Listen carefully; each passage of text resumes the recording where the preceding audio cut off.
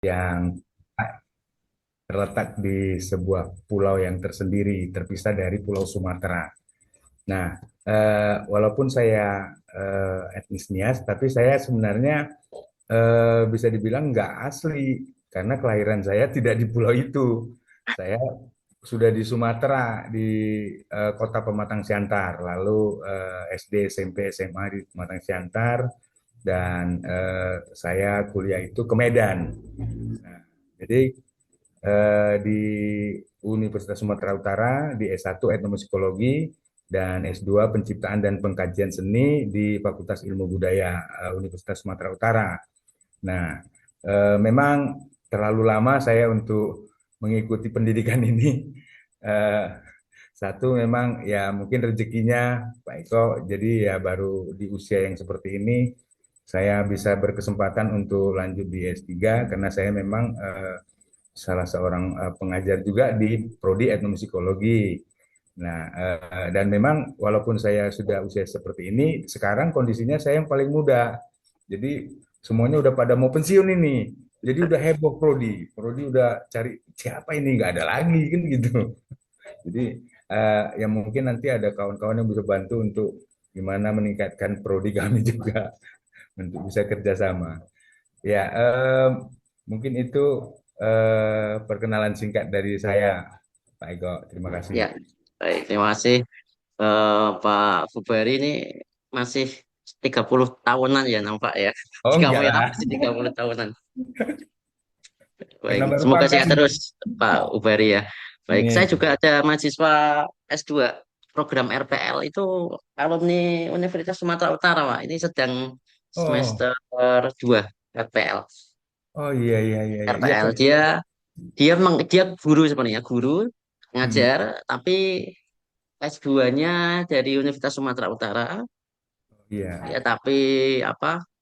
S2 semester 2 gitu kayaknya. Terus kemudian karena mengajar, terus iya. dia keluar dari S2, Oh, belum dari selesai. USU, Ah, S1 USU, S2 USU, terus kemudian dia karena pernah kuliah S2, terus di sini ada RPL dia masuk. Jadi ke sini hanya tinggal tesis saja. oh iya iya iya iya iya. Ada satu mahasiswa.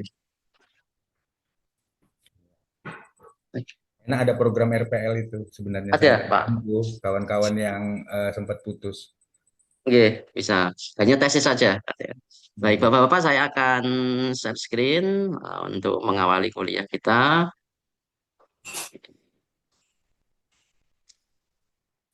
Iya,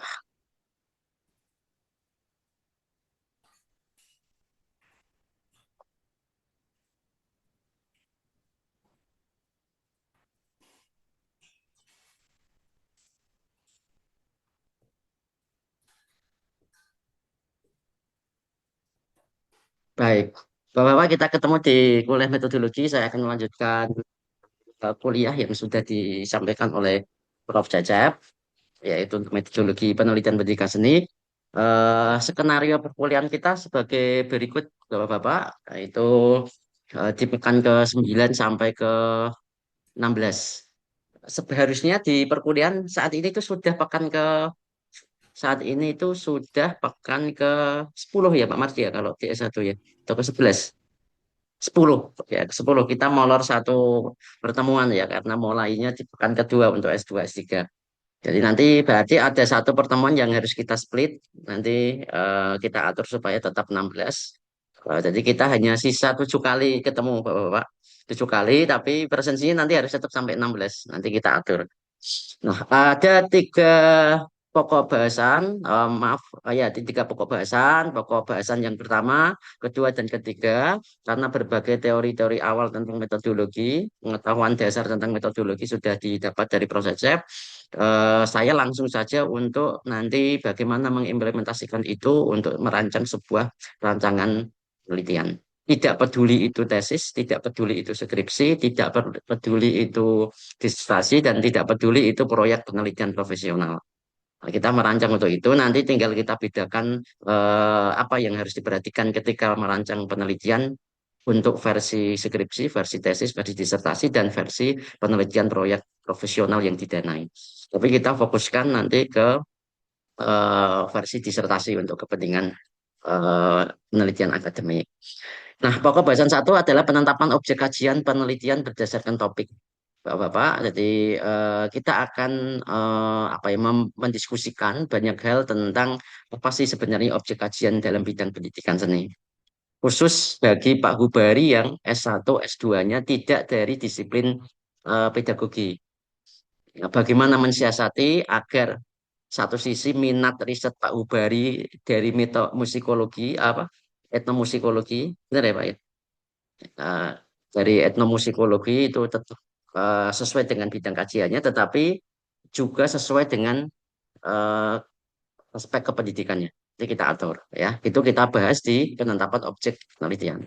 Ya, ada berbagai konsekuensi kita meneliti pendidikan seni karena objek penelitiannya mungkin saja sama dengan objek penelitian seni murni, mungkin saja sama. Nah, yang berbeda nanti berarti memperlakukan objek itu sebagai objek objek formal ya, objek materialnya mungkin saja tetap sama. Ya. Kemudian kira-kira dalam 1 sampai 2 pertemuan, ya mungkin pertemuan 10, 9, 10 ya. Nanti kita akan eksekusi pertemuan satu dengan saya, kita diskusi tentang objek penelitian. Kemudian pertemuan dua kita mencoba untuk mengungkap masalah penelitian. Bagaimana mengungkap masalah penelitian dari objek yang akan kita kaji dan Bapak Ibu merelasikan dengan rencana riset Bapak Ibu. Bila sudah ada gambaran, bila sudah ada rencana itu akan lebih baik. Bila tidak ya ya tidak masalah ya. Anggap aja ini sebagai sebuah tugas kuliah biasa. Bila Bapak-bapak memang sudah punya rancangan gagasan disertasinya, nanti langsung saja bisa kita sesuaikan dengan praktik menyusun masalah penelitian berdasarkan objek yang akan kita kaji. Kemudian pokok bahasan kedua, ini kira-kira pekan ke 9, 10, 11, 12. Berarti 11, 12 kita akan membahas tentang pengembangan model teoretik. Ya, pengembangan model teoretik.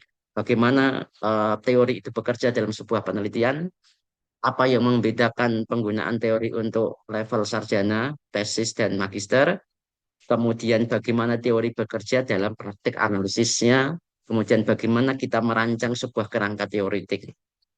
Termasuk juga di situ ada literatur review atau penelitian-penelitian terdahulu untuk mencari research gap. Kita akan bahas di bab 2, yaitu pekan ke 11, 12. Sembari nanti di pekan ke 12-nya, Bapak-Bapak eh, latihan untuk merancang model teoretiknya masing-masing. Kemudian berarti pekan ke 13, 14 itu nanti penetapan strategi analisis. Jadi kita akan mulai mengatur atau merancang bagaimana kita memanfaatkan teori tadi untuk praktik dan merancang analisis data. Termasuk jenis-jenis metodologi yang kita pakai itu ada di sini nanti di pokok bahasan ketiga. Metode apa yang paling tepat? Bila bapak-bapak ingin meneliti karya bendaan, gitu ya, artefak, itu metode apa yang lebih tepat kita gunakan? Bila bapak-bapak meneliti manusianya, metode apa yang kita pakai? Bila bapak meneliti fenomena masyarakatnya, metode apa yang kita pakai? Jadi kan, termasuk bolehkah kita meneliti objek fenomena tunggal, meneliti satu orang, satu partisipan itu boleh atau tidak? Bila boleh, apa prosedurnya? Bila meneliti beberapa itu jumlahnya berapa itu nanti kita diskusikan. Banyak itu banyak berapa? Banyaknya partisipan yang diteliti dalam penelitian kualitatif dengan kuantitatif itu apa bedanya? Kita tetapkan di sini di pekan ke 13, 14. Termasuk bolehkah meneliti diri sendiri? Misalnya eh, Pak Andika itu adalah seniman plus juga peneliti. Meneliti diri sendiri itu boleh atau tidak? Atau meneliti komunitasnya sendiri, meneliti kampusnya sendiri. Misalnya saya adalah guru, saya adalah dosen, saya meneliti bagaimana saya mengajar itu boleh atau tidak. Nah, penelitian apa, jenis penelitian apa yang memungkinkan untuk itu. Ya, nanti kita bahas di sini ya. Termasuk nanti ada tugas, ya bukan tugas ya, challenge ya. Latihan aja lah, latihan Bapak menetapkan metodologi sesuai dengan kepentingan masing-masing. Bagian sisa pertemuan ke-15, 16 itu kita pakai untuk paparan ya, untuk paparan rancangan riset Bapak-bapak. Kemudian pertemuan 16 ya ya ya, ya mengumpulkan itu aja, mengumpulkan draft proposal saja. Jadi outputnya kita adalah proposal. Bapak-bapak tidak diminta membuat artikel, tidak diminta untuk membuat buku, tidak usah. Kita murni murni belajar saja, murni diskusi saja begitu. Nah, draft proposal yang dihasilkan dari mata kuliah metode ini, bila itu sesuai dengan rancangan disertasi, alhamdulillah. Bila tidak juga tidak apa-apa. Anggap aja ini sebagai tugas. Nah, bila ini sesuai, pas kebetulan sesuai dengan minat disertasinya atau bidang disertasinya, berarti ini dapat dilanjutkan untuk sebagai tugas di mata kuliah berikutnya. Di semester kedua, Bapak-Bapak akan ada mata kuliah namanya analisis data dan kajian interdisiplin. Eh, interdisiplin semester ini, Pak, atau semester yang akan datang? Yang akan datang ya. Nah, yang akan datang ada mata kuliah analisis, yaitu interdisiplin untuk membahas teori-teori apa yang memungkinkan. Kemudian praktik menerapkan teorinya untuk analisis ada di mata kuliah analisis data. Itu harapannya sudah sesuai. Kan Bapak-Bapak harus punya bahan nih. Nah, ini ceritanya dari mata kuliah ini. Jadi Bapak-Bapak akan pameran data di proyek akhir di semester 2 itu. Jadi data awal dikumpulkan, jebret, akhirnya kan eh, sekurang-kurangnya cukup untuk bahan Bapak-Bapak ujian proposal di semester ketiga atau keempat. Jadi ya Bapak-Bapak ingin ujian proposal semester 3, berarti semester 3 ambil mata kuliah disertasi. Bareng dengan mata kuliah seminar proposal tesis. Tapi kalau ingin ujian proposalnya di semester keempat ya semester 3 hanya satu mata kuliah saja. Serentak nanti mengambil kuliah disertasi. Begitu Bapak-Bapak. Nah, kemudian bila Bapak-Bapak ingin apa ya mempercepat mengakselerasi progres rencana risetnya nanti, Bapak-Bapak boleh konsultasi pra-riset dengan siapapun dosen S3 Pendidikan Seni di UNES. Meskipun belum ditetapkan pembimbing kan, Bapak kan belum ditetapkan promotornya ya. Bapak bimbingan aja dengan Bapak Ibu dosen yang kira-kira enak diajak komunikasi, enak diajak diskusi gitu ya. Eh, bimbingan draft-draft awal gitu ya. Sehingga ada pembahasan yang jauh lebih matang sebelum Bapak untuk terjun ke proposal disertasi. Ini kira-kira kerangka perkuliahan kita, ya. Nah, eh, berarti Bapak-Bapak berdasarkan kerangka itu di mata kuliah metodologi penelitian seni yang kita bahas di sini adalah untuk mencari sebenarnya apa sih objek apa sih apa yang kita bahas di dalam mata kuliah kita secara lebih spesifik. Kuliah kita tidak membahas soal pendidikan seni sebagai praktis belajar. Kalau ini dipelajari di mata kuliah pedagogis. Ya, pendidikan seni sebagai proses belajar itu dipelajari di mata kuliah pedagogis. Jadi, mata kuliah atau landasan filosofinya adalah filsafat nilai atau aksiologis. Filsafat nilai, filsafat nilai itu ada tiga, ya, di antaranya adalah filsafat nilai keindahan atau disebut sebagai estetika, kemudian filsafat nilai moral atau disebut sebagai etika, kemudian ada filsafat nilai agama dan nilai-nilai yang lain. Nah, jadi kalau bapak-bapak ada mata kuliah estetika itu ya sebenarnya mata kuliah filsafat. Itu filsafatnya cabang aksiologi. Itu bila mahasiswa prodi ilmu sosial, prodi S3 sosiologi belajar tentang etika, itu ya mata kuliah filsafat, tapi filsafat nilai. Nah, sebaliknya bila bapak-bapak belajar mata kuliah filsafat ilmu, nah filsafat ilmu statusnya ya sama dengan estetika, hanya sama-sama filsafat tapi cabangnya beda. Kalau estetika itu cabangnya filsafat nilai atau aksiologi, sedangkan filsafat ilmu itu cabangnya adalah filsafat pengetahuan atau disebut sebagai epistemologi. Ya, jadi berbicara dan berdiskusi tentang filsafat ilmu sama halnya kita bicara soal filsafat pengetahuan sama halnya dengan epistemologi. Nah, praktiknya adalah di mata kuliah metodologi penelitian. Jadi kalau mata kuliah filsafat ini tuh membahas soal dasar-dasar ilmu pengetahuan, sejarah ilmu pengetahuan, dan paradigma-paradigmanya. Bahkan metode penelitian itu larinya ke approach-nya. Bagaimana itu dilaksanakan dalam praktik penelitian. Jadi mata kuliah metodologi penelitian dengan demikian merupakan kelanjutan dari epistemologi atau filsafat ilmu. Ya, Bapak-Bapak ya. Jadi sama-sama filsafat. Nah, kalau filsafat pendidikan tuh masuk yang mana, Bapak-Bapak? Ada misalnya mata kuliah filsafat pendidikan. Ada mata kuliah filsafat seni, ada mata kuliah filsafat keindahan.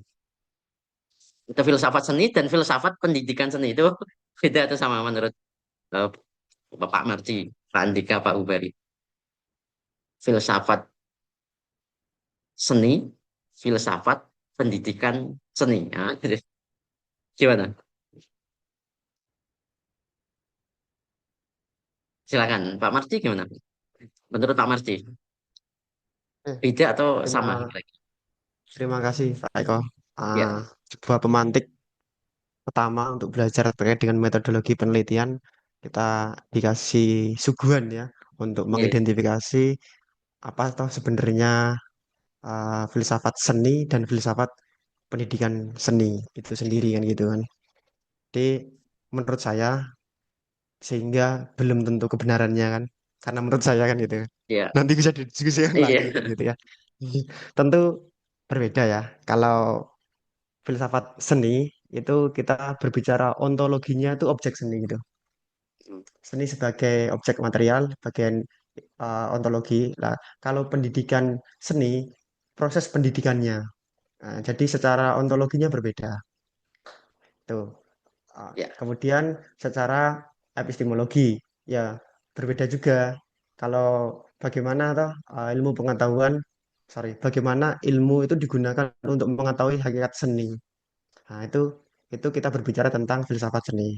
Nah, ya, sedangkan kalau tentang pendidikan seni sama. Jadi bagaimana ilmu itu digunakan untuk mempelajari sebenarnya pendidikan seni itu seperti apa secara epistemologinya dan juga konsekuensi logisnya di bagian aksiologi.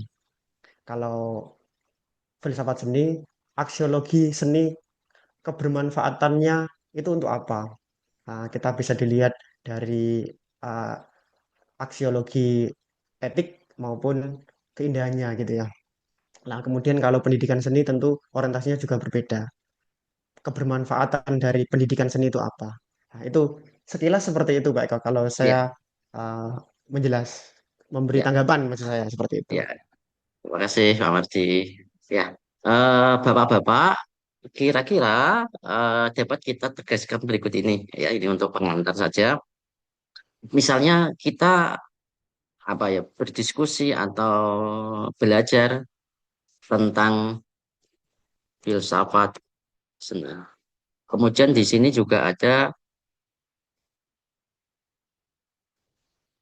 filsafat pendidikan seni. Oke. Filsafat seni, Bapak-bapak, ini kan sama dengan filsafat keindahan, ya. Atau estetika. Itu ya, dikaji dalam kuliah estetika. Jadi, ketemunya adalah di estetika. Ini filsafat seni. Ini merupakan bagian dari filsafat nilai. Sama-sama filsafat nilai atau aksiologi. Filsafat nilai atau aksiologi. Nah, filsafat pendidikan itu yang kita lihat adalah ini ya, Bapak. Oke, yang kita lihat ini seni, ini pendidikan. Filsafat pendidikan berarti merupakan filsafat moral. Ini merupakan filsafat moral. Jadi ilmu pendidikan itu bagian dari filsafat moral. Atau bidang ilmunya namanya etika. Etika. Kemudian di sini, ini berarti etika juga bagian dari filsafat ini. Nanti, nah, jadi cabang filsafatnya di sini. Jadi kadang-kadang kita eh, dicampur aduk mungkin ya.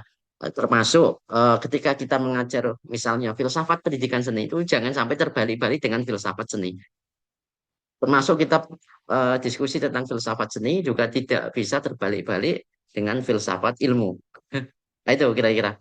Termasuk juga tidak terbalik dengan filsafat pendidikan. Walaupun nanti di dalam pembahasan berikutnya, karena pendidikan seni itu adalah medianya itu kesenian, di situ ada aspek estetika. Tapi track awalnya tetaplah dari filsafat moral. Ya. Yang ini yang banyak yang dibahas di disiplin ilmu-ilmu sosial dan psikologi. Gitu ya. Nah, mengapa demikian? Karena objek kajian di dalam filsafat seni itu adalah karya, bendaan. karya ya, maaf, karya ya, karya, karya. Sedangkan jadi seninya, sedangkan dalam filsafat pendidikan, objek material adalah manusia. Ini yang membedakan. Jadi filsafat pendidikan itu objek materialnya adalah manusia. Sehingga dia bicara soal etik, tidak etik, pantas, tidak pantas, baik, buruk. Nah, di sini akan dibahas norma dari sini. Tetapi kalau filsafat seni itu karyanya, baik karya berupa benda maupun berupa aktivitas estetik. Nah, sehingga akan melahirkan jenis penelitian yang berbeda. Nah, jenis penelitian berbeda misalnya jenis penelitian yang kalau seni rupa ya artefak. Dia nggak mengkaji manusia. Kalau manusia sudah mati, pelukisnya mati ya karyanya tetap bisa diteliti. Ya, ini hal membedakan. Sehingga jenis penelitiannya akan berbeda. Seterusnya. Oke ya Pak-Bapak, nanti ya ini barangkali Prof. Cecep pernah menyinggung ini di dalam kontinum ilmu pengetahuan. Ada apa natural sciences, social sciences, kemudian cultural sciences. Seni itu bagian dari cultural sciences. Karena butuh pemahaman simbol, maka di situ perlu interpretasi. Gitu ya. Tidak ada uji statistik untuk penelitian seni dan kebudayaan. Hanya bisa diinterpretasi. Ya, termasuk sastra. Bagaimana sastra distatistikkan? Ini nggak bisa. Hanya butuh dimanai gitu loh. Nah, akhirnya lahirlah penelitian-penelitian dengan approach kualitatif. Nah, karena sumber filsafatnya beda, gitu ya, atau paradigma ilmunya beda. Sedangkan filsafat pendidikan itu dia memayungi bidang-bidang social sciences karena objeknya itu adalah manusia. Nah, karena objek manusia, maka dia paradigmanya post positivistik sehingga pasti ada sisa-sisa pengaruh positivistik. Oleh karena itu, statistik pasti masih ada di penelitian dengan objek manusia. Metode survei, metode angket, kalaupun dia wawancara ya wawancara terstruktur, gitu ya. Nah, itu kira-kira begitu. Nah, sehingga berarti ilmu pendidikan, pedagogi itu masuknya di social sciences, ya. Nah, karena objek manusia. Jadi ilmu seni itu objeknya karya, kebendaan, salah satunya kebendaan, hasil, ya. Sedangkan ilmu pendidikan itu objeknya manusia. Nah, penelitian pendidikan seni itu di tengah-tengah masalahnya. Jadi memungkinkan objek penelitian riset seni itu karya, juga memungkinkan objek penelitian riset seni itu adalah manusia. Di latar belakang filsafatnya berbeda. Jadi misalnya di prodi S3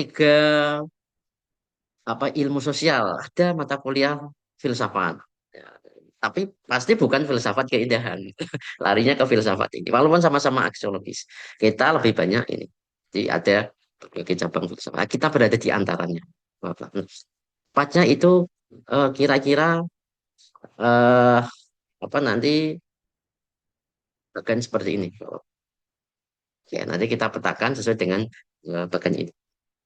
Baik, sebelum ke sana, Bapak-Bapak kita akan fokus ke sini lagi. Dengan demikian kita akan fokus pembahasan pendidikan seni sebagai sebuah disiplin pengetahuan. Mengapa ini penting? Kita pahami sebab kalau kita bicara soal penelitian pendidikan seni atau metodologi penelitian pendidikan seni, berarti yang kita teliti adalah fenomena pendidikan seni.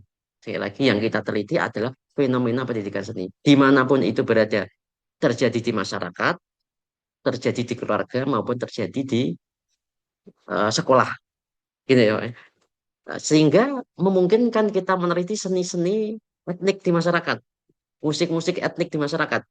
Sepanjang kita melihat itu sebagai sebuah fakta pendidikan. Nah, itu kira-kira gitu. Berarti itu sah sebagai penelitian pendidikan seni. Bergantung cara kita memandang, bergantung kita cara mengargumenkan. Itu, Bapak-Bapak, ya. Jadi bicara soal riset pendidikan seni bukan tentang bagaimana seni itu praksis belajar seni bukan, tetapi bicara soal pendidikan seni sebagai sebuah disiplin ilmu pengetahuan. Oke, Bapak-Bapak. Nah, kemudian ini, Bapak-Bapak, mengapa kita harus langkah awalnya untuk mempertegas fakta ontologi yang kita teliti? Karena kita harus memastikan bahwa pendidikan seni adalah bidang kajian yang unik dan khas. Mengapa unik? Karena kalau dilihat dari faktanya, pendidikan seni itu gabungan dari disiplin pendidikan dan disiplin kesenian. Ya, disiplin pendidikan social sciences, disiplin seni itu cultural sciences atau art and humanities. Objeknya saja sudah beda tempat gitu. Kan uniknya kan di sini, objeknya sudah beda tempat. Social sciences yang melahirkan ilmu-ilmu pendidikan atau pedagogi, di situ juga ada sosiologi, ilmu komunikasi, psikologi, itu paradigmanya post-positivistik. Sedangkan ilmu seni paradigmanya interpretatif. Ya kan? Dua bidang ilmu yang paradigmanya beda, dua bidang ilmu yang approach-nya beda. Jadi kalau pendidikan itu memungkinkan mixed method, juga memungkinkan kuantitatif. Sementara seni pasti kualitatif kayak gitu. Nah, kita berada di antara itu karena bidangnya pendidikan seni, pendidikan plus seni gitu ya. Nah, ini yang menyebabkan sangat bervariasinya penelitian pendidikan seni gitu. Sehingga Bapak-bapak pasti akan melihat arsip-arsip tesis disertasi itu yang kok juga agak antropologi ya. Ya bisa saja Bapak-bapak akan menemukan itu karena eh, bila seni dilihat dari perspektif antropologi, maka kadang penelitian kita akan kayak orang-orang antropologi. Tapi pasti ada bedanya. Nanti kita pecahkan gitu. Nah, kadang-kadang Bapak juga bisa melihat ada riset skrip tesis disertasi yang pedagogis banget, didaktis banget gitu ya. Penelitian di kelas, penelitian kurikulum. Jadi rentangnya itu sangat, kontinuumnya itu sangat lebar, Bapak-Bapak. Penelitian pendidikan seni itu bisa saja meneliti sangat teknis, didaktis, yaitu meneliti kurikulum, sampai angka-angka statistik hasil pembelajaran, itu juga ada. Kemudian meneliti yang sangat cultural studies juga ada. Nilai-nilai kultural, kemudian pendidikan, transfer generasi, enkulturasi, itu juga ada. Dan meneliti yang dekat-dekat psikologi juga ada.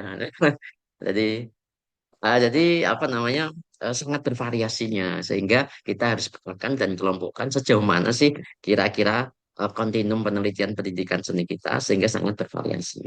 Hal ini sering sekali ditanyakan oleh para asesor-asesor akreditasi yang membahas soal ini kan prodinya pendidikan seni. Ya kan, kok risetnya tidak di kelas, gitu ya. Nah, dari situlah kami menjelaskan bahwa berdirinya prodi dokter pendidikan seni itu dilandasi oleh berbagai landasan-landasan filsafat yang menyertainya, sehingga konsekuensi riset disertasi memungkinkan ada banyak variasi, sehingga dinamis. Kalau Prof. Cecep mengatakan bahwa metodologi dalam penelitian seni itu bersifat buka. Buka artinya memungkinkan relasi dalam bidang bagi disiplin ilmu, karena objeknya itu sudah beda karakter. Objek pendidikan itu manusia, dengan objek seni itu ya, ya. Baik. Nah, dari situ, Bapak-bapak, maka secara perlahan-lahan nanti akan kita petakan dimensi ontologinya kayak apa, epistemologisnya, Bapak, aksiologisnya kayak apa. Ya, ada aksiologi, ada aksiologis, ada epistemologi, ada epistemologis, ada aksiologi, ada aksiologis. Yang satu pakai kata sifat is, yang satu tidak. Nah, kalau aksiologi pakai i atau pakai y, epistemologi pakai i atau pakai y, aksiologi pakai i atau pakai y, itu artinya cabang filsafat. Ya, ontologi adalah cabang filsafat hakikat, epistemologi adalah cabang filsafat pengetahuan. Itulah yang melahirkan filsafat ilmu, yang melahirkan ilmu-ilmu metodologi. Ilmunya namanya logos, metodologi penelitian. Ya. Kemudian aksiologi itu akan menghasilkan ilmu-ilmu filsafat keilmuan, estetika, etika, dan macam-macam. Ya, itu cabang filsafat.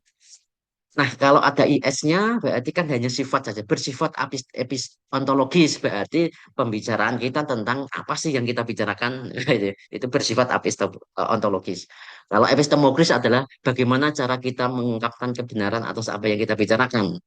Itu epistemologis, bersifat epistemologis. Aksiologis adalah apa manfaat kita membicarakan itu. Itu bersifat aksiologis. Jadi IS paleontologis, epistemologis, aksionologis itu bisa digunakan sebagai sebuah diksi di bidang apapun. Karena hanya merujuk pada sifat. Kalau kita bicara dalam bidang penelitian, maka kita ontologisnya apa ya? Maksudnya yang kita teliti itu apa? Epistemologisnya apa? Berarti metode menelitinya kayak apa? Aksiologisnya kayak apa? Itu berarti ya apa yang kita hasilkan nanti dalam penelitian. Kalau kita bicara dalam bidang pendidikan, pembelajaran, berarti ontologis itu apa? Ontologis pembelajarannya apa? Berarti apa yang kita pelajari.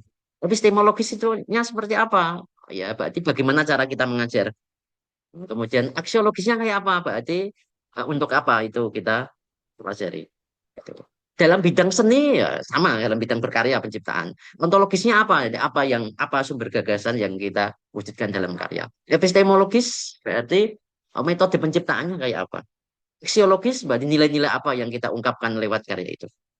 Jadi kalau istilah IS, diksi IS, kata sifat itu bisa dipakai untuk banyak hal karena hanya merujuk apa, bagaimana, dan mengapa. Tapi kalau tanpa S, ontologi, epistemologi, aksiologi itu cabang filsafat yang wilayahnya sendiri sendiri. Nah, jadi kadang-kadang kita dibingungkan dengan berbagai istilah. Ada orang-orang yang baik dia sudah S3 sekalipun, bahkan mungkin sudah profesor sekalipun, gitu ya. Ada yang salah mengartikan beberapa antara IS dengan yang tanpa IS itu dalam konteks pembicaraan. Nah, berikutnya adalah berarti fokus kita pada epistemologi, Bapak Ibu, ke filsafat pengetahuan. Kita akan mengungkap bagaimana kebenaran ilmiah pada seni dan bagaimana pengetahuan ilmiah diproduksi lewat riset-riset seni. Karena seni sebagai bagian dari eh, objek penelitian atau bidang kajian penelitian, maka kita harus yakini bahwa kebenaran seni adalah kebenaran ilmiah. Itu perkaranya oleh bidang-bidang natural sciences, oleh orang-orang kelompok ilmu pasti, seni itu nggak ilmiah. Ya. Seni itu nggak ilmiah, ya kan? Karena penuh imajinasi, karena penuh ketidakpastian, ya. Sehingga tidak disebut ilmu pasti. Kalau natural sciences, matematika, IPA itu kan semua serba pasti. Kalau tidak A ya B, jika maka. Nah, jika misalnya Pak Mardi adalah orang Tuban, Pak Mardi ganteng. Ya, kesimpulannya apa namanya Pak Andika juga orang Tuban sehingga kesimpulannya Pak Andika juga ganteng kan gitu ya bahasa logika kan gitu itu sangat eksakta banget satu tambah satu adalah dua kan gitu tidak bisa tiga nah, karena harus terbukti untuk mencapai satu kebenaran maka harus diukur itulah versi statistik ilmu pasti tapi kuat tapi seni tidak bisa bahkan menetapkan harga seni pun harga karya pun nggak bisa dihitung lewat material lewat harga tenaga kan itu juga tidak bisa mengapa saya menyukai dia itu tidak bisa dihitung secara statistik sehingga kebenaran seni itu memiliki ciri khas kebenarannya sendiri ya sehingga itu perlu kita ilmiahkan lewat apa lewat penjelasan-penjelasan yang konsisten atau disebut sebagai credibility. Eh, kemudian lewat maaf bukan credibility tetapi reliability kemudian kebenaran-kebenaran yang kita ungkapkan secara jujur atau credibility. Nah, dari situlah maka bisa dilihat pola-polanya. Nah, Prof. Cecep menyebut itu sebagai pola perilaku. Jadi setiap perilaku manusia itu pasti ada polanya. Disitulah kebenaran ilmiah atau kecenderungan-kecenderungannya. Tetapi tidak untuk digeneralisasikan. Ini juga yang membedakan dengan tegas antara tradisi kualitatif dan kualitatif. Kualitatif tidak mungkin bisa digeneralisasikan. Taruhlah pengalaman Pak Ubari meneliti musik-musik etnis itu kan nggak bisa digeneralisasikan. Tapi mungkin ada pola perilaku yang relatif sama antara aneka musik-musik etnis di wilayah Nusantara mungkin ya. Jadi ada pola yang cenderung sama. Mungkin pola nadanya, mungkin rata-rata itu dia pentatonis atau apa itu saya nggak paham tentang itu. Tapi mungkin ada pola-polanya. Kemudian tanpa pencipta, ya pola-pola seni-seni tradisi itu kan tanpa dia anonim rata-rata. Anonim cenderung seni itu adalah milik kolektif, bukan milik individu. Nah, ini yang beda dengan Barat. Jadi ada pola-pola yang menjadi ciri khas estetika Timur. Nah, itu kebenaran ilmiah yang konsisten, pola perilaku sama atau disebut sebagai apa namanya reliability di dalam sebuah penelitian kualitatif. Sehingga seni juga menjadi sumber pengetahuan ilmiah. Bahkan praktik berkarya seni itu berkembang menjadi sebuah metode sendiri. Wah, gitu kan. Karena kajian seni itu ilmiah, jelas ilmiah. karena ada psikoanalisis, ada proses metodologi dalam mengkaji. Sama halnya dengan ilmu sosial, ilmu budaya, atau ilmu antropologi yang mengkaji tentang fenomena-fenomena kesenian dalam kebudayaan, maka kita bisa pinjam itu. Sudah jelas itu ilmiah, ya. Tapi bagaimana praktik seni diilmiahkan? Nah, ada perjuangan dari teman-teman yang berkecimpung dalam bidang praktik seni di dalam maupun di luar negeri sehingga kita mengenal adanya metodologi berbasis penciptaan seni.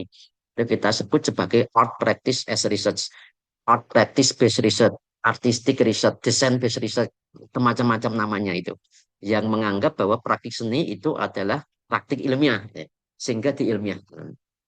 Nah, mirip-mirip kalau di dalam penelitian antropologi itu ada namanya autoetnografi, yaitu mengungkap pengalaman pribadi peneliti sebagai seorang pelaku.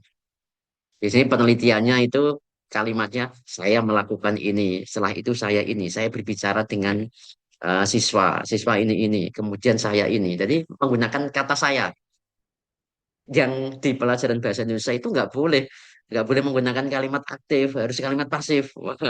Si peneliti harus disebut sebagai peneliti. Tapi di dalam autoetnografi justru disebut kata saya.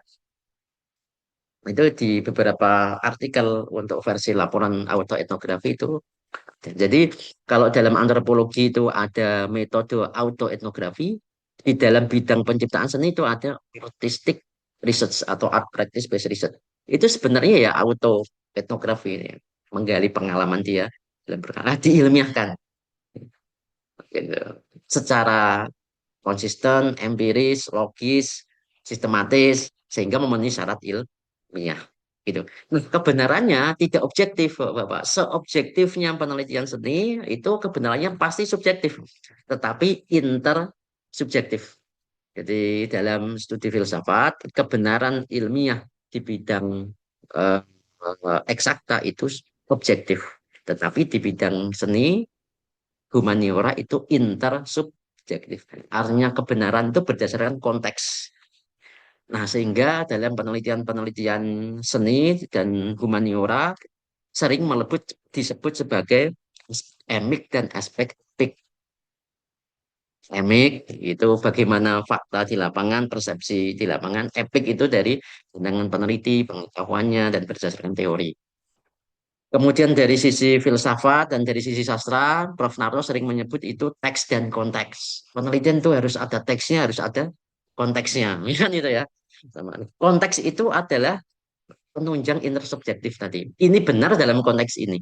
Tapi dalam konteks yang lain tidak benar. Gitu. Nah, istilah teks itu dalam bidang sastra ya, dalam bidang linguistik teks itu ya tulisan. Tapi teks dalam bidang sosial humaniora dipahami lebih luas. Segala apa yang menjadi pola-pola aku adalah teks. Termasuk berkembang dalam ilmu linguistik, itu teks itu sekarang sudah tidak lagi tentang kata. Ya, tetapi perilaku itu adalah teks. Orang demo menyuarakan pendapat itu adalah teks. Sehingga muncul kajian analisis wacana kritis. Dulu dalam bidang linguistik ada analisis wacana. Kemudian berkembang ke analisis wacana kritis. Karena teksnya meluas. Gitu ya. Teksnya meluas. Nah, itu kira-kira Bapak-bapak, jadi penelitian itu berkembang sedemikian pesatnya. Itu ada teks, ada konteks, ada emik, ada epic. Nah, dalam bidang ilmu cultural studies, performance studies, misalnya Bapak bila mengenal atau ada kolega yang kuliah S3 di UGM misalnya di kajian seni rupa dan pertunjukan, misalnya Prof. Agus Cahyono misalnya, dia studinya tentang performance studies. Jadi dalam bidang performance studies, segala pola perilaku manusia adalah performance. Tapi polanya sama, Bapak-bapak. Jadi bagi cultural studies, bagi performance studies, pola perilaku manusia itu performance, tidak hanya soal seni saja. Politik itu performance. Baik, nanti ada konteksnya. Di dalam bidang sastra, filsafat, ilmu budaya itu dikenal sebagai teks, konteks. Kemudian emik, epik. Jadi ada beberapa istilah yang kira-kira maknanya sama atau berada dalam area pembahasan yang sama. Nah, kemudian ada juga objek material, objek formal, kan gitu. Sama saja kan Bapak Ibu. kita bicara soal teks ya sama maknanya dengan itu objek formal. Dalam bidang filsafat ilmu ada istilah objek formal, objek material. Maaf, objek material dulu baru objek formal. Itu maknanya sama, ada teks, ada konteks. Ya, maknanya sama ya, maknanya dalam ruang area pembahasan yang sama. Ini. Nah, Bapak-bapak, kemudian kita masuk ke apa itu fakta ontologi pendidikan seni. Ya, berarti kita bisa wakili fakta ontologi di tiga pertanyaan ini. Pertama adalah apa hakikat pendidikan seni? Apa hakikat pendidikan seni? Berarti segala hakikat pendidikan seni yang kita ungkapkan itulah yang bisa kita teliti. Oke, nah, Pak Andika atau Pak Marti atau Pak Hubari ya. Menurut bapak-bapak, apakah pendidikan seni itu pendidikan adalah sebuah aktivitas belajar yang terjadi di sekolah? Silakan Pak Andika. Menurut Pak Andika, pendidikan itu adalah aktivitas belajar yang terjadi di sekolah.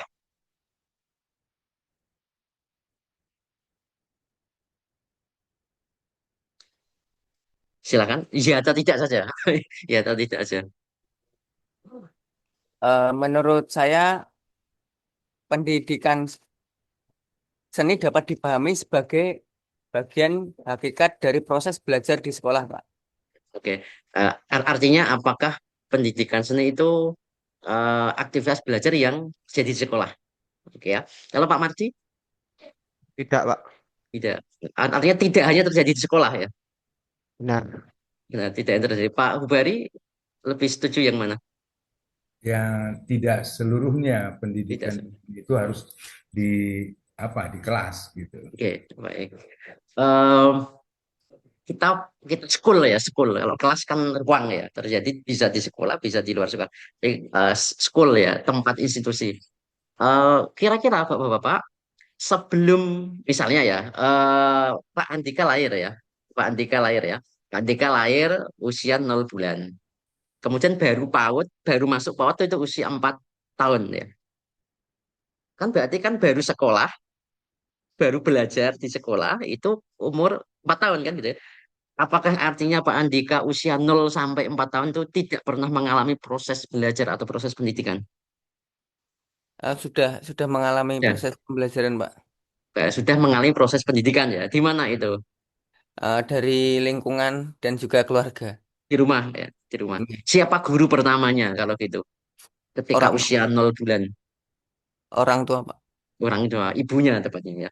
Iya. Ya kan? Belajar bagaimana mengungkapkan rasa lapar, belajar bagaimana meminta akhirnya dengan nangis ya. Kalau nangis kan didekati, kalau nangis akan diberi makan kan itu belajar. Berarti sebelum manusia lahir di muka bumi, sebelum manusia mengenyam pendidikan di usia 4 tahun, bukan berarti sebelum dia masuk sekolah di usia 4 tahun, bukan berarti dia tidak mengalami proses pendidikan, tapi dia mengalami proses pendidikan bahkan sejak dia lahir. Artinya pendidikan lahir lebih dulu sebelum adanya sekolah. Itu kira-kira. Nah, kemudian Pak Marti, eh, sekolah di Indonesia, se-Indonesia, atau sekolah di dunia ini, di seluruh dunia itu berdiri tahun berapa masa ini, Pak? Kalau paling tua itu, kalau paling tua itu sepertinya Plato ya. Makanya ada namanya akademia itu, atau kita bisa menyebutnya semacam filosofi teras itu ya. Itu Ya, setahu saya itu, Pak. ya. Sebelum itu, apakah Hmm. manusia purba itu tidak mengalami proses pendidikan? Kalau di logika mengalami, tapi saya belum menemukan fakta empirisnya, Pak. Baik. Artinya, sebelum institusi pendidikan pertama di dunia lahir, pendidikan itu sudah lahir duluan. Ya, Benar. manusia purba bisa berubah dari Paleolitikum, kemudian ke Mesolitikum, ke Neolitikum, bahkan mengalami zaman logam sampai sepanjang itu jejak-jejak apa namanya jejak-jejak zaman batu besar atau megalitikum masih terasa sampai kemudian ke masa revolusi industri, industri 1, 2, 3, 4, 5 sampai sekarang, ya kan? Berarti kan manusia itu mengalami proses pendidikan bahkan sebelum institusi pendidikan pertama di dunia ini berdiri. Dengan demikian pendidikan lebih dulu lahir daripada berdirinya sebuah sekolah. Nah, berarti semua itu bisa disebut sebagai pendidikan. Jadi Bapak-Bapak dengan demikian bisa meneliti pendidikan yang terjadi di sekolah maupun di masyarakat maupun di dalam keluarga. Apapun fenomenanya. Tanpa Bapak-Bapak harus menyebut diksi pendidikan di dalam judul risetnya itu harus ada kata-kata pendidikan. Tidak harus. Tidak harus ada kata-kata learning. Tidak harus. Nah, inilah kita memecah, kita memecah ya, kita menelaah sebenarnya apa sih fakta ontologi pendidikan ini. Hanya saja sebelum sekolah lahir, sebelum sekolah berdiri atau sebelum kita masuk sekolah di usia dini, ya kita memang mengalami proses pendidikan, tapi pendidikan yang tidak terstruktur dengan baik, pendidikan yang tidak dipastikan jaminan bahwa kita menguasai skill itu. Gitu, Pak. Jadi berjalan apa adanya secara natural gitu ya. Singgerundung saja gitu ya. Sehingga itulah yang disebut sebagai pendidikan yang tidak formal atau non formal. Karena nggak bisa diformalkan, nggak ada jaminan tuh. Atau pendidikan yang informal, pendidikan yang berjalan alamiah di tengah perilaku-perilaku sehari-hari di dalam keluarga. Sehingga itulah disebut sebagai informal dan non formal. Nah, karena ada kebutuhan, kita harus memastikan berapa lama dia harus belajar untuk menguasai sesuatu. Sehingga dibuatlah kurikulum dalam 3 tahun. Artinya, ketika dia sekolah, masuk ke institusi itu dalam 3 tahun, dia dipastikan menguasai skill ini. Karena kurikulum sudah disiapkan apa yang harus dia kuasai di tahun pertama, apa yang dia kuasai tahun kedua, yang dia kuasai tahun ketiga. Kalau dia nggak lulus, dia harus mengulang di tahun pertamanya. Kalau sudah lulus, berarti dia naik grade tahun kedua. Sehingga ketika dia diwisuda, ya institusi sekolah atau pendidikan itu bisa memberi jaminan bahwa dia sudah menguasai skill ini. Dibuktikan dengan apa? Ini loh dia lulus mata kuliah ini. Kan itu, ada transkripnya. Dia punya ijazah. Nah, kan. Jadi harusnya ijazah itu sebagai legitimasi bahwa dia menguasai skill. Nilai itu, nilainya AAA itu seharusnya idealnya itu untuk memastikan bahwa dia sudah menguasai kompetensi dengan grade-nya masing-masing. Nah, sehingga itu bila itu terpenuhi maka tidak akan terjadi orang lulus hanya dapat ijazah atau orang kuliah hanya untuk memberi gelar sedangkan kompetensinya kosong gitu ya. Ya, tapi kalau kita kembali ke hakikat pendidikan sebenarnya nggak ada itu istilah buat apa kita kuliah kalau hanya untuk ijazah. Oh, ya. Buat apa kita kuliah kalau hanya untuk sebuah nilai gitu kan. Itu pertanyaan yang salah, yang jawab juga salah gitu. Artinya yang salah itu siapa? Bila itu terjadi maka yang salah adalah institusinya. Bila pendidikan itu dilaksanakan dengan benar di suatu institusi, maka tidak akan terjadi kuliah hanya untuk sebuah ijazah. Itu kira-kira begitu, Pak. Nah, karena distrukturkan dengan baik, maka itulah disebut sebagai pendidikan formal, sehingga lulusannya dapat ijazah. Tapi kalau yang non formal hanya dapat sertifikat, hanya dapat lisensi. Kalau informal nggak dapat apa-apa, nggak dapat hanya hanya dibaik oleh guru. Kiai membaiat kiai muda. Wah, kamu saya baiat sebagai kiai muda. Kan itu. Dia jadi gus sampai puluhan tahun. Ya baru jadi kiai kalau orang tuanya meninggal kan. Bahkan kadang dipanggil gus. Jadi untuk mencapai dia dapat ijazah kiai itu kan nggak ada. Dia mencapai level kiai itu berapa tahun nggak ada. Nah, itulah ciri khas pendidikan informal. Jadi yang long life education, belajar sepanjang hayat, itu sebenarnya lebih banyak terjadi di pendidikan informal. Ya. Tanpa sekolah pun, pendidikan itu tetap ada ya. Maka bahwa kita melihat dia lulus SD, tapi dia mungkin sama pintarnya dengan profesor. Mengapa itu terjadi? Karena dia walaupun dia tidak sekolah belajar di institusi formal, dia tetap belajar sebenarnya. Dia belajar dari lingkungannya. Dia belajar informal. Sehingga kepandaiannya itu mungkin setara dengan profesor. Tetapi dia tidak formal kalau tidak punya jasa kan gitu. Tapi soal kepintaran mungkin saja sama ya. Ya mungkin bapak-bapak pernah melihat adanya tokoh-tokoh agama yang pintarnya bukan main.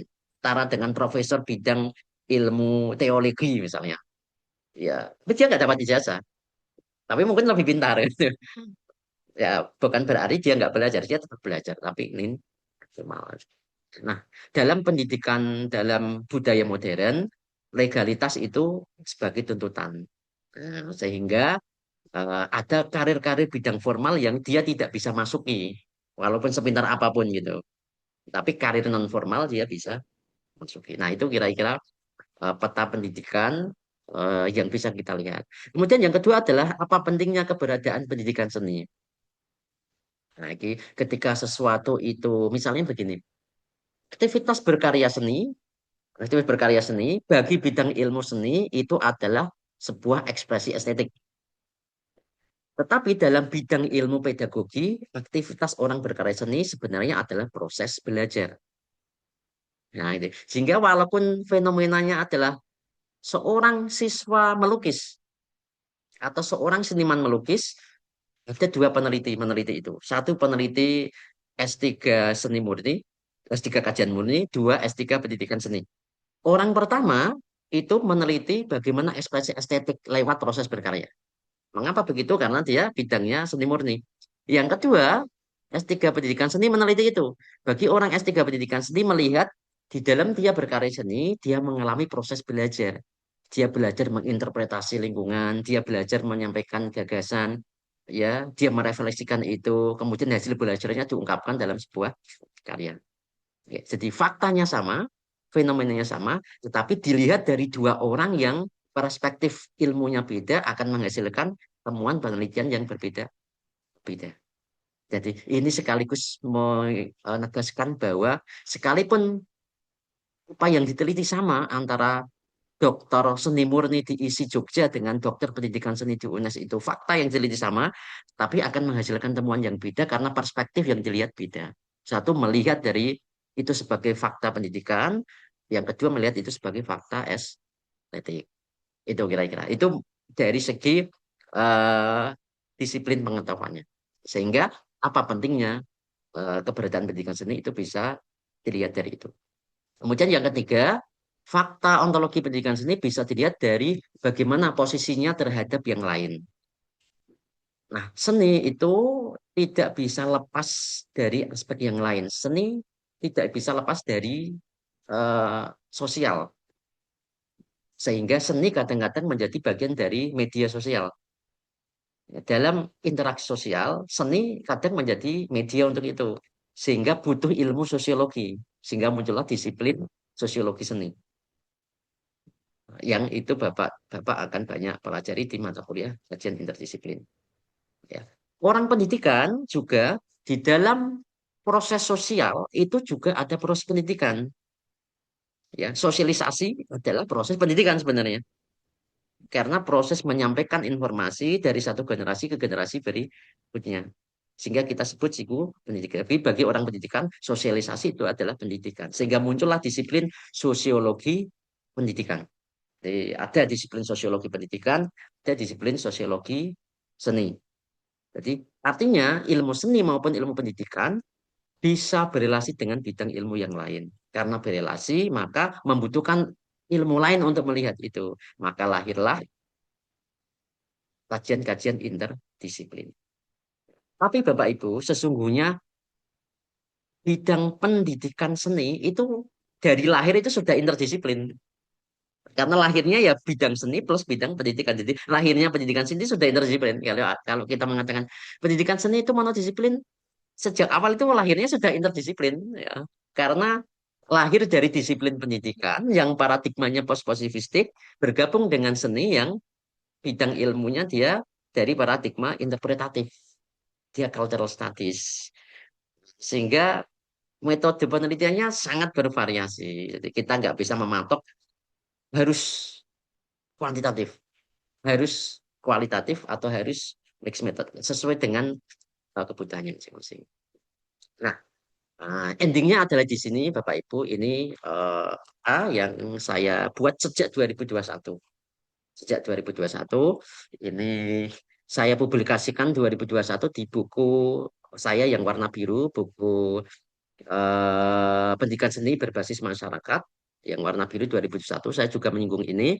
Kemudian lebih tegasnya lagi saya menyinggung di sebuah artikel. Nah, saya kirimkan karena artikelnya close access, saya kirimkan yang versi full access kepada Bapak Ibu.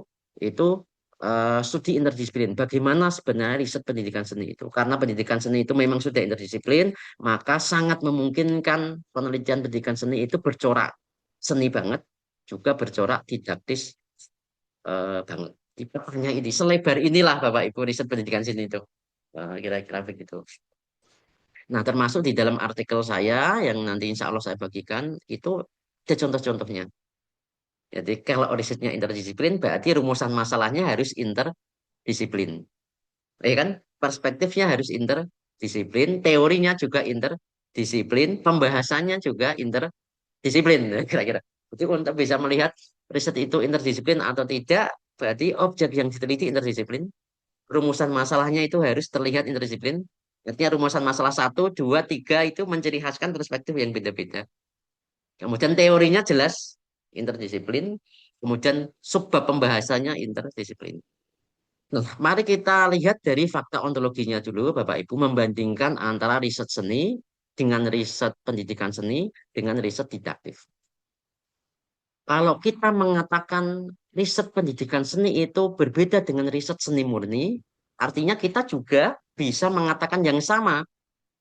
Riset pendidikan seni juga berbeda dengan riset pendidikan murni, kan begitu? Kan adil deh. Gitu ya, Bapak ya. Kalau kita mengenakan riset pendidikan seni beda loh dengan riset seni murni, wah berarti dengan logika yang sama, dengan analogi yang sama, juga berbeda dengan riset pendidikan murni. Wong ada seni murni juga ada pendidikan murni kan begitu. Wong kita pendidikan plus seni. Nah, dengan demikian riset pendidikan seni juga kadang beririsan dengan riset seni murni, juga beririsan dengan riset pendidikan murni. Nah, riset seni itu disebut sebagai the arts. Kemudian riset pendidikan murni kita sebut sebagai didactics. Dalam bahasa Inggris, dalam bahasa Indonesia didaktika atau pedagogi dalam bahasa Inggris atau di apa namanya pedagogi tanpa y pakai i saja seperti apa namanya biologi, sosiologi pakai logos. Keduanya sama, Bapak-bapak. Pedagogi dan didaktik itu sama. Hanya yang satu berkembang di Amerika, yang satu lagi berkembang di Eropa. Maka bidang ilmu di dunia ini ada yang pakai S dan ada yang pakai Y. Ada yang pakai S dan ada yang pakai logos. Biologi, apalagi sosiologi, antropologi, dermatologi, macam-macam ya. Kalau yang pakai S itu matematik, apalagi fisik menjadi fisika, matematika, statistik atau statistika, estetika ya. Yang paling jelas terlihat kalau Bapak-bapak kalau kita mengingat kembali studi simbol ya, teori-teori simbol yaitu ada semiologi, ada semiotika kan? Kan sama itu. Yang satu logos, yang satu WS. Yang karena yang satu karena pengaruh Charles Sanders Peirce, yang kedua adalah pengaruh dari satu lagi siapa Pak Marji? Ferdinand de Saussure. Yang satu di Eropa, yang satu Amerika. Sehingga ada sosiolog eh, apa semiologi juga ada, semiotika juga ada. Nah, Bapak-bapak, bila kita mengkaitkan antara irisan antara riset seni murni dengan riset pendidikan, berarti pasti ada kesamaan objek material, yaitu sama-sama karya seni. Jadi yang diteliti sama-sama objeknya adalah kekaryaan. Kemudian, bila kita mencari irisan antara pendidikan seni dengan pendidikan murni atau didaktika, maka akan ada irisan objek materialnya adalah manusia. Inilah bapak-bapak rumitnya. Riset bukan rumit ya, ini peluang, peluang. Jadi sehingga kalau riset seni murni pasti objek materialnya harus seni, tidak bisa tidak, harus kekaryaan. Kemudian kalau riset didaktika itu objek materialnya harus manusia, tidak bisa tidak. Karena itu bagian dari ilmu-ilmu manusia kan human sciences. Psikologi, komunikasi, biologi itu bagian dari yang objek materialnya termasuk manusia. Nah, kalau pendidikan seni punya standar ganda Bapak Ibu. Bisa berdiri di dua kaki itu gampangnya. Meneliti dengan objek material seni, kekaryaan juga bisa. Meneliti dengan objek material manusia juga bisa. Ya, sehingga risetnya riset kemurni-murnian juga bisa, riset ke sosiologis atau ke social sciences juga bisa. Tapi Bapak Ibu, Bapak-Bapak, walaupun objek materialnya sama-sama seni, antara pendidikan seni dengan riset seni, objek formalnya harus berbeda. Yang menciri khaskan disiplin ilmunya adalah objek materialnya. Sama-sama objek material seni, bila riset seni itu objek formalnya adalah kesenian sebagai ekspresi estetik, jadi memandang seni sebagai ekspresi estetik, maka objek formal pendidikan seni itu memandang seni itu sebagai sebuah peristiwa pendidikan. Sekali lagi, sekalipun objek materialnya sama-sama seni, ya, objek formal riset seni itu kesenian sebagai ekspresi estetik atau melihat aspek estetik di dalam kesenian itu. Jadi, kegiatannya itu ya melihat aspek estetik dalam kesenian. Tetapi objek formal dalam riset pendidikan seni adalah fakta, gejala, dan hubungan-hubungan dalam kesenian itu kita lihat sebagai peristiwa pendidikan. Atau melihat proses pendidikan di dalam praksis kesenian. Nah, itu enggak muatan pendidikannya. Kalau kita melihat muatan pendidikannya, ya, kalau kita melihat muatan pendidikannya berarti itu riset pendidikan seni. Sekalipun faktanya tetap fakta empiriknya atau objek materialnya kesenian. Itu Bapak. Jadi bedanya hanya di objek materialnya. Jadi sah bila Ubari nanti meneliti kesenian yang ada di komunitas, kesenian yang ada di masyarakat, kesenian masyarakat etnik. Itu boleh. Yang penting nanti Pak Ubari harus membahas itu sebagai sebuah peristiwa pendidikan. Tidak harus ada kata-kata pendidikan seni dalam masyarakat ini, tidak harus. Nah, sekurang-kurangnya eh, di rumusan masalah, atau kalau tidak di implikasinya, atau kalau tidak di sekurang-kurangnya di manfaat penelitiannya di bidang pendidikan. Ya, itu sudah, ya kira-kira pendidikannya itu apa ya, 5%. Gitu kan. Kan sama saja dengan penelitian didaktis murni. Penelitian kok statistik banget gitu ya. Pengaruh ini terhadap ini, ya, dengan media ini sangat statistik. Kok terlalu eksakta ya? Iya, karena seninya hanya 5%. Ya, sama kan, apa bedanya dengan seni banget pendidikannya hanya 5% dengan didaktis banget seninya hanya 5%. Oke, boleh ke kanan, boleh ke kiri. Nah, relasi dengan bidang didaktika, objek materialnya sama-sama manusia. Ya, pasti sama-sama manusia. Tetapi objek formalnya beda. Nah, objek formal di dalam pendidikan seni adalah eh, aktivitas manusia, pola perilaku manusia itu adalah pola perilaku yang estetik. Sama-sama belajar. Belajar matematika dengan belajar seni ada belajar yang estetik, imajinatif. Ah, estetiknya seperti ini, Bapak. Saya akan berikan contoh. Dua buah judul, yang satu sangat didaktika, yang dua adalah yang murni. Ini misalnya contoh yang ringkas adalah eh, makanya nilai estetik dalam karya gambar. Dalam gambar, karya, karya apa? Karya seniman X. Ya, ya. Kemudian yang kedua, eh, ini akan terlihat jelas nih. Ini berarti tes sebentar, prestasi sip.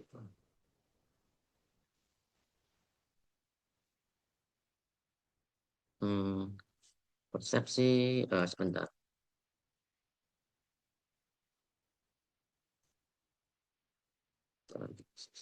Persepsi estetik apa ya sebentar.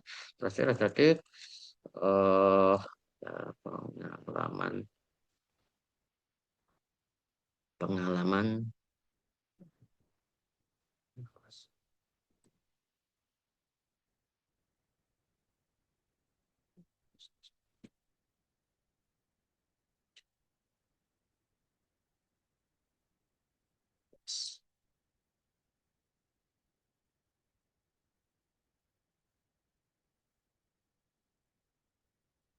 dalam proses. Oke, ini dua penelitian, Bapak-bapak. Apa kira-kira bedanya?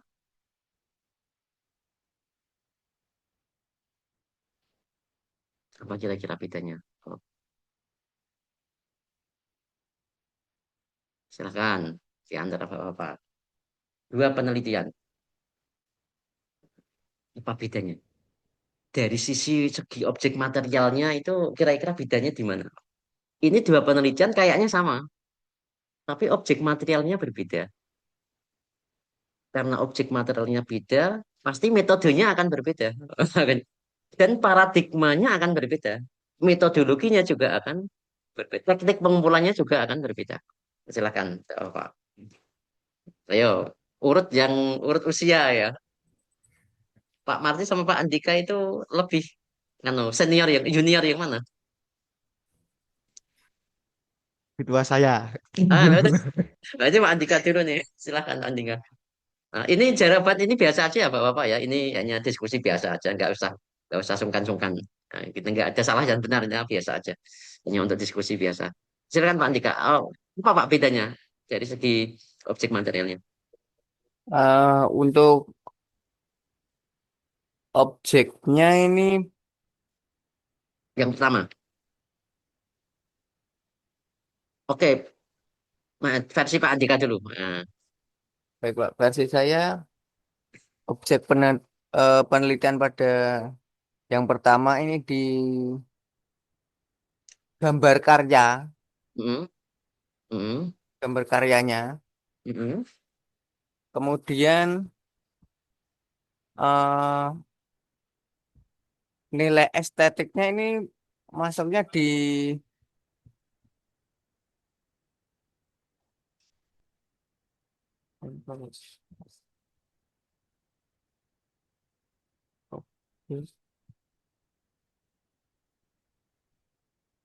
kajiannya, Pak. Dapat nilai estetik objeknya pada gambar karya, pada seniman X.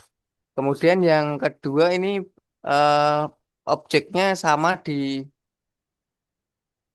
eh untuk objeknya di proses oke, karya gambar, iya, sedangkan materialnya di persepsi estetik dari seniman itu. oke. Terima kasih Pak Andika. Nah, kita semakin mengerucut ke Pak Marci yang agak senior sedikit dari Pak Andika. Eh, dari antara atas dan bawah, Pak Marci, menurut Pak Oke. Marci, itu yang objek materialnya adalah karya atau benda itu yang riset yang atas atau yang bawah? Pak. Yang atas, Atas. atas. Kalau yang objek materialnya manusia, Yang bawah, Pak. yang bawah. Pak Hubari setuju ya? Setuju? Setuju, baik. Terima kasih. Nah, ini Pak Andika, Pak Marti, dan Pak Ubari, berarti yang atas itu objek materialnya manusia. Yang benda. Yang bawah adalah manusia. Ini, ya, Pak. Ini sama-sama riset seni. Ini dari riset seni ya, kalau kita bicara riset seni. Pak. Riset seni sendiri pun juga memungkinkan ada relasi dengan bidang ilmu yang lain, sehingga objek materialnya beda. Nah, kalau yang atas, ini riset yang meneliti sebuah karya. Berarti data utamanya adalah dokumen karya. Tidak bisa tidak. Sehingga teknik pengumpulan data yang pertama harus disebut adalah teknik dokumentasi. Sebelum wawancara disebutkan, sebelum observasi disebut. Karena data utamanya karya, dokumen. Ya. Artinya kalau dokumennya tidak ada, karyanya itu nggak ada, kita mau meneliti apa Bang, yang diteliti karya? Nah kan berarti langkah pertama kita meneliti adalah mengumpulkan karyanya dia, kemudian melihat makna estetiknya di dalam karya. Walaupun kita nggak ketemu seniman, ya, ya nggak ketemu sedangkal-dangkalnya riset itu masih tetap jalan gitu ya. Tanpa harus ada data yang sekunder melalui informasi seniman. Senimannya sudah tiada pun ya, seniman sudah mati, seniman maestro, itu penelitian ini tetap jalan gitu. Sama dengan Misalnya nilai estetik dalam gambar ini. Karakter ini, Bapak-Bapak, itu sama dengan riset-riset orang sastra. Yang diteliti itu adalah naskah sastra, puisi, novel, film. Ya, dia tidak mengandalkan informasi genetik, tidak mengandalkan informasi dari informan. Dia nggak punya partisipan. Dia nggak punya partisipan, Bapak Ibu. Jadi tidak ada istilah partisipan penelitian di dalam penelitian sastra itu juga pernah ada. Nah, termasuk partisipan penelitian dalam bidang kajian seni rupa itu nggak ada. Istilahnya seada-adanya itu hanya informan dan narasumber. Karena nggak punya pelaku itu masalahnya. Karena yang pelakunya sudah tidak ada pun juga nggak masalah. Contoh kajian-kajian kritik seni yang dihadapi kan hanya karya. Tapi kalau yang kedua, ini data utamanya itu manusia. Persepsi estetik. Yang punya persepsi estetik adalah si seniman atau manusia. Ya kalau kita meneliti persepsi estetik penonton berarti ya manusianya adalah penonton. Ini kan kita meneliti bagaimana seniman berpersepsi dalam menggali ide kemudian menjadi karya. Jadi kan seniman, enggak apa-apa. Ini apa bedanya dengan penelitian sosial? Nah, kalau ada penelitian seni semacam ini pasti interdisiplin, nggak bisa tidak. Karena yang diteliti sudah bukan karya, yang diteliti adalah sudah manusianya, gitu. Nah, kemungkinannya kan dua, kemungkinannya kan tiga kan. Maaf, kemungkinannya itu bisa itu antropologi, bisa itu psikologi, bisa itu komunikasi, atau bisa ilmu-ilmu yang berbasis manusia. Nah, karena ini persepsi itu berada dalam ilmu psikologi, berarti riset yang kedua ini interdisiplin psikologi seni. Nah, sehingga kita perlu cari teori-teori persepsi visual, persepsi dalam ilmu psikologi. Sama dengan studi kreativitas. Ya, kreativitas itu bukan kajian seni, Bapak-Bapak. Kreativitas itu kajian psikologi. Kalau meneliti kreativitas harus ada wawancara, nggak bisa tidak. Karena kreativitas itu milik manusia, tidak milik benda. Nah, sehingga disebut sebagai manusia kreatif. Kreatif person, tidak ada kreatif thing, kan? Tidak ada. Nah, itu kira-kira gitu. Tapi kalau inovatif, inovasi itu kajian kebendaan. Sehingga ada apa inovatif produk inovatif tapi nggak ada manusia inovatif adanya produk inovatif itu kira-kira ini contoh bapak-bapak bagaimana kita melihat cek material jadi kita harus lihat yang kita teliti yang utama itu manusia atau si bendanya jadi kalau dalam penelitian yang versi atas partisipan itu tidak ada adanya hanya informan tapi kalau yang kedua ada partisipan siapa pelakunya partisipan itu sama dengan pelaku yaitu seniman. Nah, ciri khasnya adalah riset seni ini nggak punya partisipan. Dia punyanya hanya informan. Kalau kita studi estetika, studi keindahan karya, maka senimannya itu bukan partisipan. Senimannya hanya informan. Walaupun dia yang menciptakan, dia kita minta informasi, tapi yang kita lihat kan karyanya. Gitu. Contoh dalam studi kritik seni rupa. Kalau yang ini dia punya partisipan karena yang diteliti manusia, maka muncullah istilah partisipan, si pelaku. Jadi ada partisipan, ada informan, ada narasumber. Jadi, kadang kita kebalik-balik. Tetapi di dalam penelitian kualitatif, namanya disebut sebagai subjek dan lokasi penelitian. Jadi nggak tahu itu subjek itu bisa saja partisipan, bisa saja informan, gitu. Kita anggap aja sebut subjek. Biasanya di panduan-panduan disebut sebagai subjek. Nah, di kuantitatif disebut sebagai apa, populasi dan sampel. Nah, istilahnya macam-macam. Nah, kemudian malah saya mau ngomong apa ya tadi Bapak ya? Di material, dari seni. Oke, intinya perbedaannya di situ ya, Bapak ya. Jadi gantung dari kita melihat dari sisi mana.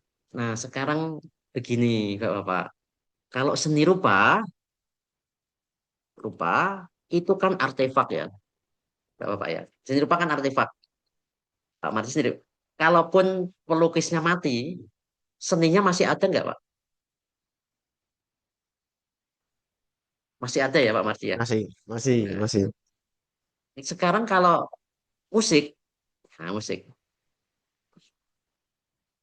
Nah, musik, Pak Hubari, pemusik itu memainkan pertunjukannya pukul 08.00 sampai 09.00. Ya, pertunjukan musik. Artinya pukul 07.50 ya, musik itu sudah Hmm. ada atau belum menurut Pak Ubari? Pertunjukan musik itu sudah ada atau belum? Belum. Belum ada ya Pak ya. Baik. Kemudian pukul 09.01 dan seterusnya, musik itu sudah lenyap atau masih tetap ada Pak Ubari? Musik itu masih Pertunjukannya. ada, tapi pertunjukannya sudah tidak ada. Tapi Musiknya musiknya sudah terekam kalau tidak bagi direkam, pendengar kan, kalau bagian tidak direkam, bunyi. Kalau tidak direkam, ya berarti hilang dia di situ. hilang, sudah lenyap. Hmm. Nah, itu. Ini bedanya antara karya musik dengan karya seni rupa. Yang seni rupa itu berbasis artefak, yang musik itu berbasis waktu. Iya. Ya, yang satu long last, yang kedua live. Ya. Karena sifat seninya itu berbeda, yang satu berbasis waktu, yang kedua berbasis peristiwa, yang satu berbasis peristiwa, yang dua berbasis waktu, sehingga teknik pengumpulan datanya pasti beda. Pasti beda. Ini persoalannya gitu. Kalau nggak ada alat rekam kan, nah sehingga seni rupa itu teknik pengumpulan datanya pasti kajian dokumen, pasti dokumen. Karena di museum tetap ada dokumen. Nah, sedangkan kalau musik itu yang utama adalah observasi, tidak bisa tidak. Kehadiran peneliti kualitatif untuk hadir di tempat pada jam di mana pertunjukan musik itu ada, itu harus ini. Mau dipertunjukkan atau tidak. Misalnya dia nggak dipertunjukkan, seorang hanya nyanyi saja tanpa untuk ditonton orang lain. Pada saat itu peneliti harus datang. Sehingga data musik itu data yang terbatas waktu. Kemudian maka peneliti harus hadir, mendengarkan sendiri, menginterpretasi sendiri pada saat itu. Nah, tadi Pak Hubari menyampaikan satu yang menarik. Bagaimana kalau sudah direkam, Pak? Nah, direkam. Uh, musik yang direkam itu sama dengan uh, karya musik ataukah karya media rekam.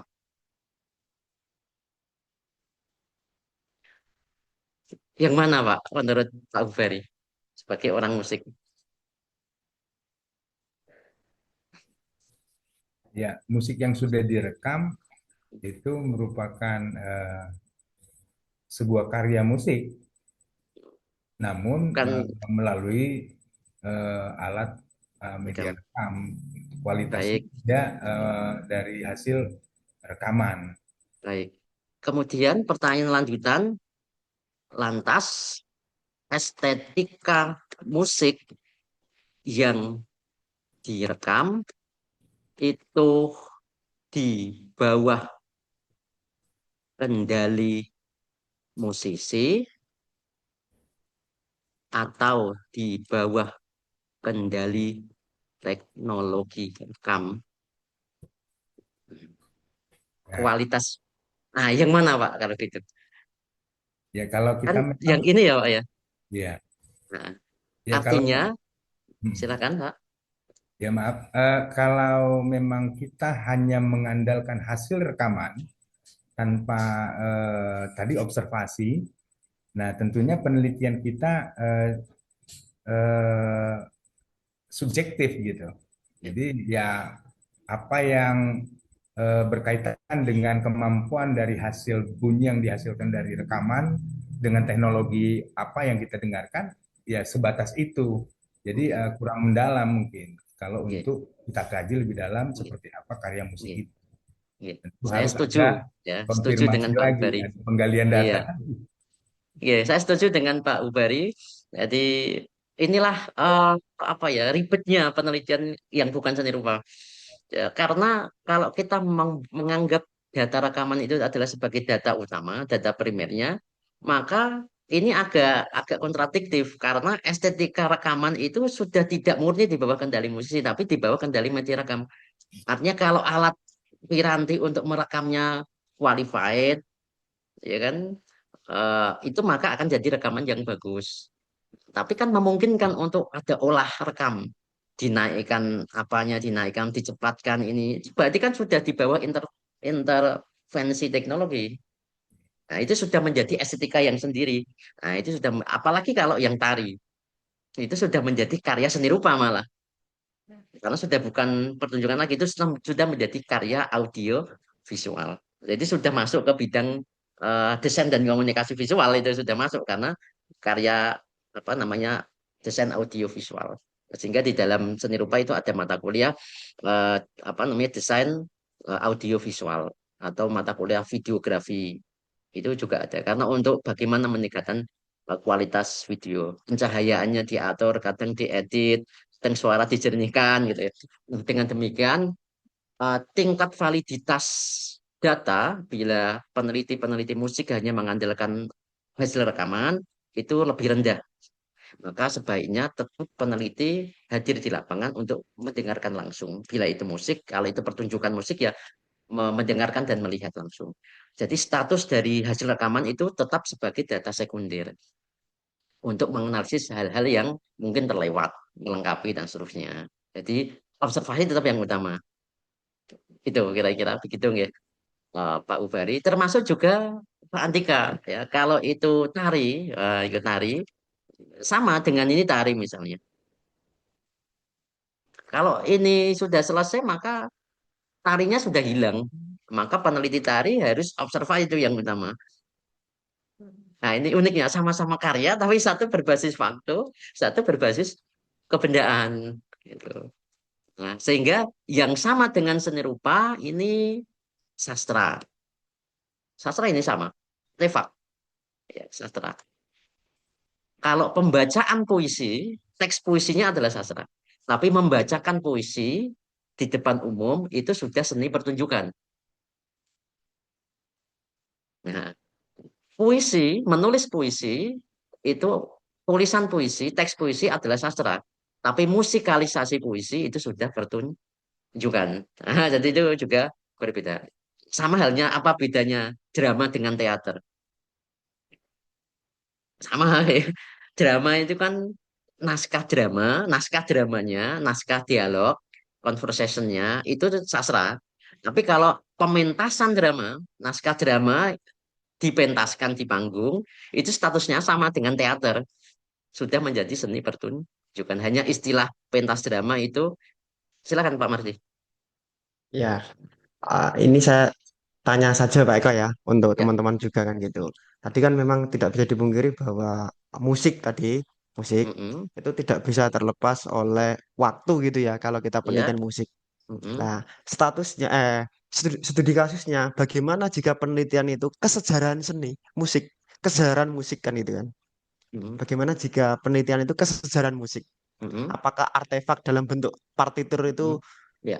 bisa menjadi apa ya, data Ya. utama dibandingkan Oke. observasi gitu? Ya. Wah, ini pertanyaan menarik.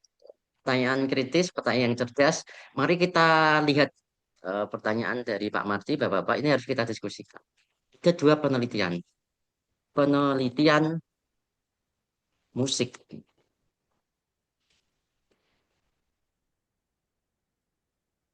versus penelitian sejarah musik. Ya, beda atau sama, Bapak-Bapak?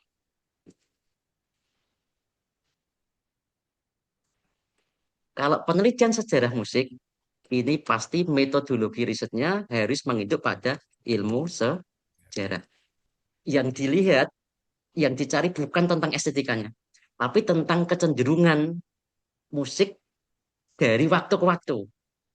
Berarti metodologi sejarah harus dipakai. Nah, kalau seperti ini, karena penelitian sejarah itu mengandalkan kalau pelakunya masih ada, itu berarti ada. Kalau tidak, berarti kan arsip-arsip. Kan ini, Pak. Nah, sehingga penelitiannya arsip, termasuk partitur dan seterusnya. Jadi kalau pelakunya ada, itu bisa wawancara. Tapi penelitian sejarah kadang pelakunya sudah tidak ada, penelitian masa lalu. Ya, nah, tetapi data audionya kan sudah nggak ada, Pak Marti. Data audionya kan nggak ada, Wong, sudah nggak nyanyi kan. Yang ada adalah data rekaman. Nah, status data rekaman itu sudah menjadi arsip, termasuk musik tadi. Kalau peneliti musik, di menit sekian, peneliti tari, live-nya itu data musiknya, estetiknya. Tapi kalau sudah, itu sudah jadi arsip. Sudah statusnya sama dengan seni rupa, artefak tadi kan. Nah, sehingga itu bukan lagi data utama. Dalam meneliti estetika ya, Pak. Dalam perspektif estetika itu bukan data utama. Tapi dalam penelitian sejarah itu utama. Karena yang ditanyakan adalah bagaimana sejarah musik, berarti paradigmanya harus ikut ilmu sejarah. Berarti sahihan data itu mengikuti lazimnya ilmu sejarah.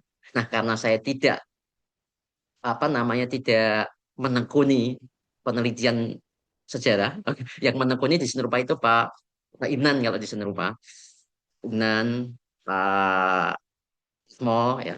Kalau musik Pak Narto ya. Saya saya sangat jarang meneliti tentang sejarah. Saya tidak memberikan contoh detail ya Pak Mas. Tetapi kira-kira pertanyaan seperti itu. Sejarah musik ini kan interdisiplin, sama dengan penelitian sosiologi musik, sama dengan penelitian komunikasi musik. Nah, berarti kalau kita meneliti dalam bidang musikologi, maaf, sosiomusikologi atau sosiologi musik, berarti disiplin sosiologi dan cara-cara epistemologinya sosiologi akan mempengaruhi kita dalam mengumpulkan data. Komunikasi juga begitu. Cara-cara dalam meneliti ilmu komunikasi kita akan meneliti itu. Nah, inilah yang disebut sebagai riset interdisiplin. Itu kira-kira Pak Marti. Baik, Pak Eko. Terima Oke, kasih, Pak Eko. ya. Jadi itu menjadi data utama dari perspektif ilmu sejarah. Tapi tidak menjadi data utama dari perspektif ilmu eh, estetika, bunyian tadi ya. Itu sih kira-kira. Lengkap lagi kalau, bagus lagi kalau pelakunya itu masih ada. Kayak orang sejarah meneliti itu kan memang datanya primer banget gitu ya. Itu bapak-bapak, kemudian, nah, sehingga di dalam tradisi interdisiplin ya, itu yang pertama adalah ada masalah, masalahnya itu interdisiplin, teorinya juga interdisiplin, metodenya juga interdisiplin. Nah, di sini ada metode Pak Mardi dan Bapak-bapak. Jadi kalau kita meneliti komunikasi seni, maka ilmu komunikasi akan kita jadikan perspektif dalam menganalisis. Berarti kecenderungan kebiasaan metodologi ilmu komunikasi akan kita pakai juga. Demikian juga dengan sejarah. Kebiasaan metodologi ilmu sejarah juga sama. Begitu juga dengan antropologi. Ya, mudah-mudahan sesuai dengan yang diharapkan Pak Mardi. Kalau belum sesuai nanti kita bisa cari dari sumber-sumber yang lain. Ya, ada lagi Pak Mardi? Sudah cukup, Pak Eko. Mungkin yang Oke, lainnya. baik. Kita lanjutkan Bapak-bapak. Nanti kalau ada yang diskusi silahkan. Ya, kita masih bisa, kita masih ada waktu kira-kira 20 menit lagi ya. Nah, berikutnya adalah dengan demikian, istilah-istilah di dalam pendidikan sebagai fakta ontologi, sebagai sebuah peristiwanya, tidak harus itu kita sebut sebagai pembelajaran, Bapak. Misalnya kalau meneliti di kelas, memang istilahnya adalah istilah learning, karena istilah itu istilah baku. Sehingga pembelajaran seni rupa, pembelajaran musik, ya karena di kelas. Tapi kalau itu di tempat kursus, istilahnya sudah lain lagi, sudah bukan pembelajaran, tapi pelatihan, sudah instructing kan. Kalau pembelajaran itu kan berarti ada yang belajar, ada yang mengajar. Kan yang mengajar itu guru, yang belajar itu siswa. Dulu siswa, sekarang jadi murid. Terus kadang ganti peraturan namanya peserta didik. Kan beda-beda namanya. Dulu penerimaan siswa baru. Ganti lagi penerimaan murid baru. Ganti lagi penerimaan peserta didik baru PPDB. Nah, apapun itu istilahnya, mau peserta didik, mau murid, mau siswa, itu hanya soal politik saja, soal ganti eh, apa SK Menteri saja. Tapi kalau di bahasa Inggrisnya apa Pak Marsi, Mbak Andika, bahasa Inggris dari murid, siswa, peserta didik, student kan, mau istilahnya ganti bahasa Inggrisnya tetap sama. Kayak itu kira-kira. Jadi itu pembelajaran. Nah, kalau di non formal itu istilahnya bukan learning, istilahnya instructing, sehingga tidak disebut guru tapi disebut sebagai pelatih, coach ya. Di dalam pelatihan sepak bola itu kan peristiwa belajar sebenarnya, tetapi lebih disebut sebagai peristiwa berlatih. Tidak ada itu Sintayong disebut guru. Siap guru Sintayong kan nggak ada. Siap coach kan. Istilahnya lain-lain, sebutannya lain-lain. Jadi ada istilah yang lazim disebut dalam bidang-bidang yang berbeda. Jadi apakah itu bukan pendidikan? Itu pendidikan. Hanya terjadi di ruang non formal, sebutannya beda. Nah, itu sehingga sebutan peneliti meneliti school dengan meneliti intrakurikuler berbeda, ya. Itu peristiwa belajar. Di tempat-tempat informal tidak disebut coach, kadang disebut sebagai tutor. Tutor, kemudian ada yang disebut sebagai mentor. Siswanya disebut menti, ya kan, apa? Nah, macam-macam. Nah, kalau di Pol, siswanya disebut sebagai taruna, gitu, taruna. Kemudian di pelatihnya disebut sebagai instruktur, istilahnya beda-beda. Yaitu kelaziman yang di bidang tertentu. Tapi itu pembelajaran ya. Bila di sekolah maka lazim disebut sebagai learning. Nah, di istilah umum itu disebut sebagai edukasi. Kita mengedukasi masyarakat, bukan kita membelajarkan masyarakat kan tidak. Jadi sebenarnya polanya sama, itulah pendidikan. Semua adalah pendidikan. Nah, di bidang sosial tidak mengenal istilah pembelajaran, tidak mengenal istilah edukasi. Dikenalnya istilah sosialisasi.